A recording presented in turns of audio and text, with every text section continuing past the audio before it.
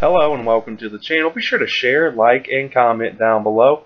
And if you're new here, hit that subscribe button for daily videos on news and politics. Fusion GPS founder admits he didn't believe Trump was suitable to be president while compiling Hoax Dossier. In testimony released publicly last week, Glenn R.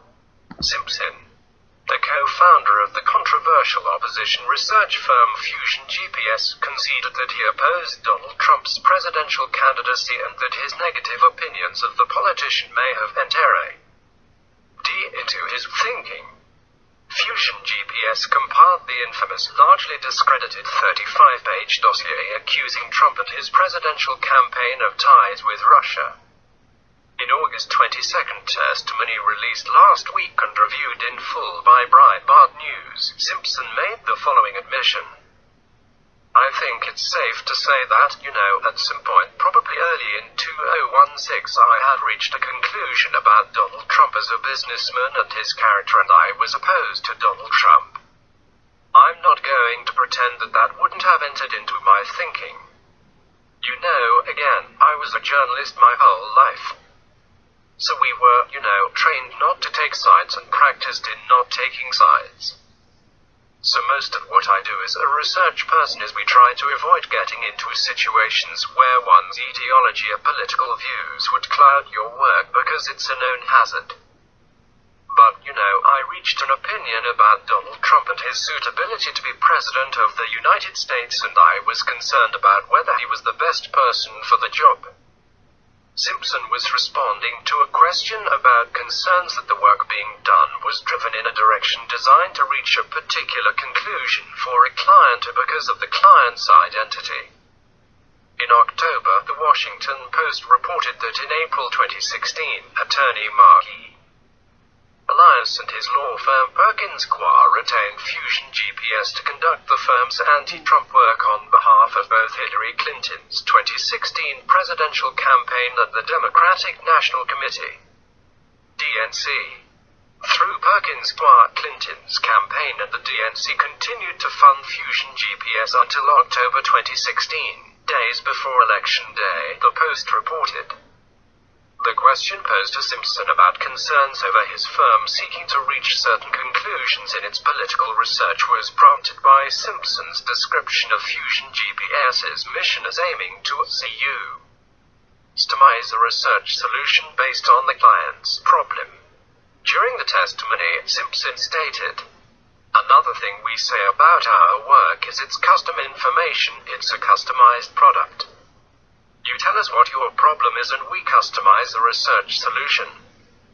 Fusion GPS hired Christopher Steele, a former British intelligence agent, to do the work cited in the anti-Trump dossier. Steele later conceded in court documents that part of his work still needed to be verified.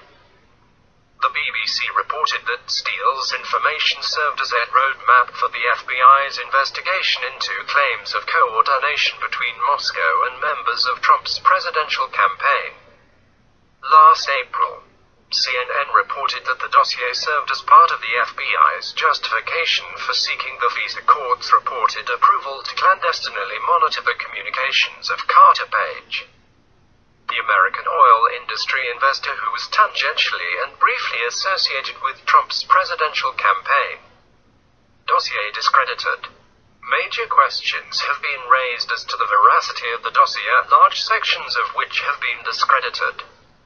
Citing a Kremlin insider, the dossier, which misspelled the name of a Russian diplomat, claimed that Trump lawyer Michael Cohen held secret meetings with Kremlin officials in Prague in August 2016. That charge unraveled after Cohen revealed he had never traveled to Prague, calling the story totally fake, totally inaccurate. The Atlantic confirmed Cohen's whereabouts in New York and California during the period the dossier claimed that Cohen was in Prague. Cohen reportedly produced his passport showing he had not traveled to Prague. In testimony in May, former FBI Director James Comey confirmed that the basis for the intelligence community's assessment that Russia allegedly wanted Trump in office was not because the billionaire was a sen. Al Franken, DAMN, claimed during a hearing, instead in Russia's web of patronage, just as the dossier alleged. Instead, the FBI chief provided two primary reasons for Russia's alleged favoring of Trump over Clinton during the 2016 presidential race. One reason, according to Comey, was that Putin hated Clinton and would have favored any Republican opponent. The second reason, Comey explained, was that Putin made an assessment that it would be easier to make a deal with a businessman than someone from the political class. Comey's statements are a far cry from the conspiracies fueled by the dossier alleging Putin held blackmail information on Trump. Citing current and former government officials, The New Yorker reported the dossier prompted skepticism among intelligence community members, with the publication quoting one member saying it was a nutty piece of evidence to submit to a U.S. president. Steele's work has been questioned by former acting CIA Director Michael Morrell, who currently works at the Hillary Clinton-tied Beacon Global Strategies LLC. NBC News reported on Morrell's questions about Steele's credibility. Morrell, who was in line to become CIA Director if Clinton won, said he had seen no evidence that Trump associates cooperated with Russians. He also raised questions about the dossier written by a former British intelligence officer which alleged a conspiracy between the Trump campaign and Russia. Morrell pointed out that former Director of National Intelligence James Clapper said on Meet the Press on March 5th that he had seen no evidence of a conspiracy when he left office January 20th. "That's a pretty strong statement by General Clapper," Morrell said. Regarding Steele's dossier, Morrell stated, "Unless you know the sources, and unless you know how a particular source acquired a particular piece of information, you can't judge the information, you just can't."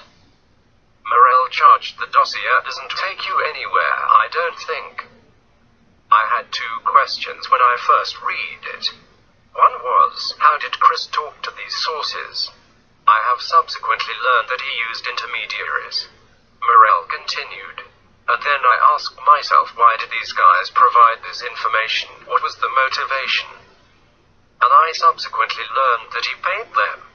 That the intermediaries paid the sources and the intermediaries got the money from Chris.